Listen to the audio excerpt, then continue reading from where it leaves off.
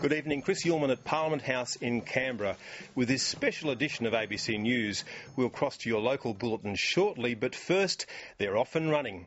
After just 24 days in office, the Prime Minister today called on the Governor-General and asked for an election on the 21st of August. A 5-week campaign lies ahead and Tony Abbott hit hard early, questioning whether voters could trust Jullia Gillard after she ousted Kevin Rudd from the top job. Australia's first female Prime Minister says it's time to move forward. Joining me now, our chief political correspondent Mark Simpkin. And Mark, Jullia Gillard said she had some governing to do, but she didn't wait very long before rushing to the polls, did she? It was literally a flying visit, Chris. Jullia Gillard jetted into Canberra at dawn, and a few hours later a date with the Governor-General set a date of a different sort. Jullia Gillard's in a hurry. Her Prime Minister's never raced to an election so soon. Just 3 weeks after being sworn in, she returned to Government House, searching for a mandate she can call her own. Half an hour later, Jullia Gillard emerged with a signed document and a date with the Australian people. This morning, I asked Her Excellency, the Governor-General, to dissolve the House of Representatives so that elections can occur for the House and half of the Senate on Saturday, August 21. A 5-week campaign, the bare minimum, and the first winter battle in nearly a quarter of a century. Labor's campaign slogan is obvious.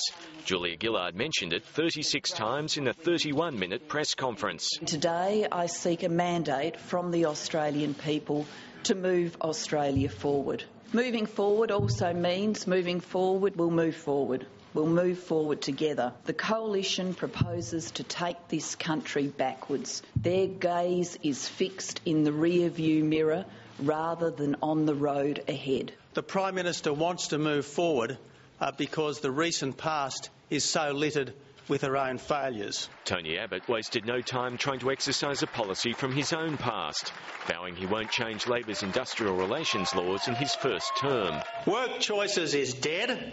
I've said that before, but today, before the Queensland Liberal National Party, I've not just buried the body, but I've cremated it too. That won't stop Labor trying to keep the issue alive. I think Australians will be saying to themselves as they see that statement from Mr Abbott, haven't we heard all this before? These words to camouflage his intention, haven't they heard all that before? The Coalition needs to pick up 17 seats and will focus on New South Wales and in particular Queensland. Tony Abbott campaigned there today.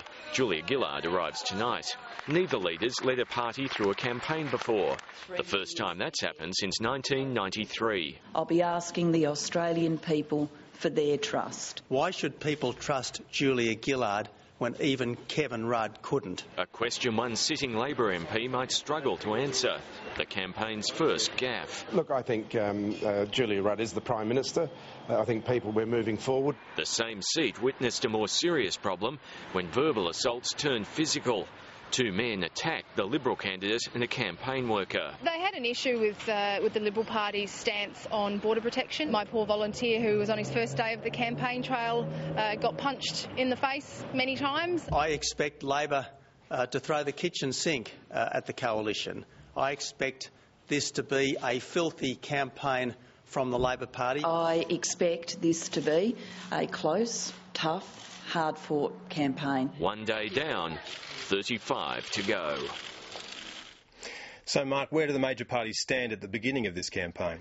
Well, they're certainly not standing still. It's full throttle campaigning from the get-go. As you heard, the Coalition is chasing 17 seats. I've seen a list of the seats they're targeting. 6 are in Queensland, 4 in New South Wales. So shopping centres in those states should be on high alert. The key issues, well, the Coalition will be talking about debt and deficit, bats and boats. Labor strategists say the government's focus will be on education and the economy, health and hospitals, plus a thing called a sustainable Australia. Both the polls and the punters, the bookies, put Labor ahead, but MPs on both sides say it's close enough that a good or a bad campaign could swing it either way.